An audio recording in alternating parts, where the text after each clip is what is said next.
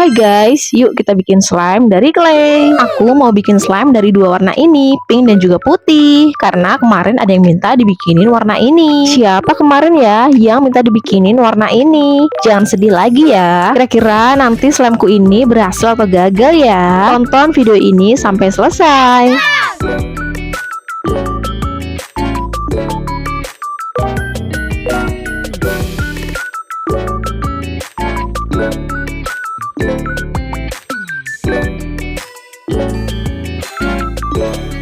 Karena ada yang minta bikin slime-nya tuh pakai sabun batang. Yang aku masukin ini sabun batang yang udah dicairin.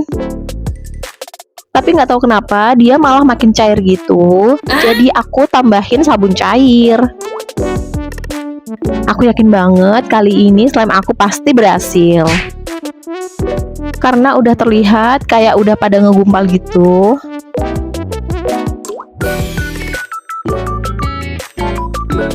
Dan akhirnya slime-nya jadi. Gimana menurut kalian? Slime-nya udah bagus atau belum? Coba dong kasih nilai sesuai baterai HP kalian.